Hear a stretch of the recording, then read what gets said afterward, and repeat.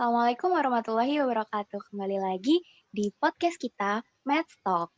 Di sini kita dari Fakultas Kedokteran Universitas Brawijaya akan memberikan insight baru tentang seputar masalah kesehatan untuk kalian semua pendengar podcast setia kita. Yuk, kita kenalan dulu. Di sini ada aku, Alsa. Ada aku F. Halo, aku Fitra. Dan aku Gevira. Nah, kali ini kita akan bahas tentang suatu fakta seputar kematian ibu dan juga bayi baru lahir. Nah, di Indonesia sendiri, angka kematian ibu dan bayi baru lahir di Indonesia masih tinggi loh guys. Nah, ini menjadi pekerjaan tersendiri buat Kementerian Kesehatan Republik Indonesia. Tapi bukan cuma pemerintah aja yang punya tanggung jawab, namun juga harus menjadi perhatian bagi seluruh elemen masyarakat. Bukan hanya ibu, keprihatinan juga masih tinggi pada angka neonatal. Neonatal adalah keadaan yang ada dalam kehidupan pertama pada bayi. Kehidupan pertama yang dialami oleh bayi tersebut biasanya pada usia 28 hari terhitung dari awal kelahiran bayi. Nah, pasti udah pada penasaran kan tentang 5 fakta kematian ibu dan bayi baru lahir di Indonesia? Nah, yuk kita simak faktanya apa aja. Oke. Fakta yang pertama. Oke, makasih Elsa. Jadi fakta yang pertama ini soal angka kematian ibu dan bayi yang ternyata tuh sangat tinggi loh di Indonesia. Bahkan setiap 1 jam, 2 ibu dan 8 bayi baru lahir di Indonesia tuh meninggal. Bahkan angka ini nih, kalau misalnya dibandingin sama kejadian tragedi bom, itu tuh nggak sebanding gitu, lebih banyak. Selain itu, angka neonatal ibu di Indonesia itu mencapai 305 per 100.000 kelahiran. Itu diambil dari tahun 2015. Serta angka kematian dari neonatalnya sendiri mencapai 15 per 1.000 kelahiran hidup. Itu diambil dari tahun 2017.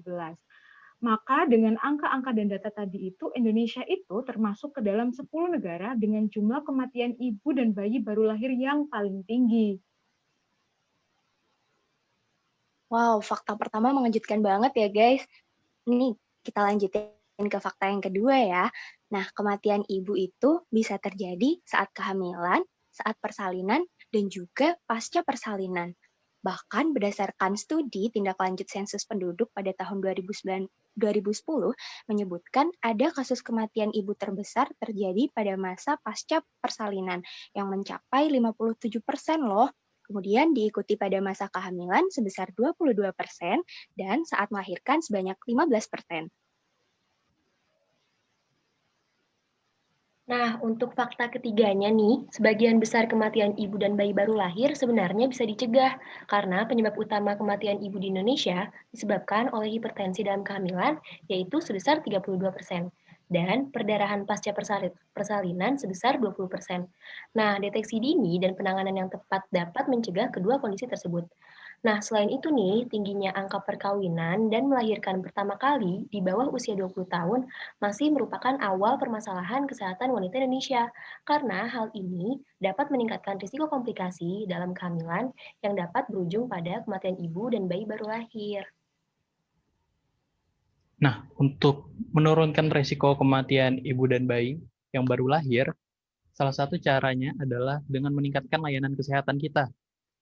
Tahu nggak, 60% kematian ibu dan 78% kematian bayi baru lahir terjadi di fasilitas kesehatan. Nyatanya, hanya 21% rumah sakit umum yang memenuhi standar layanan obstetrik dasar.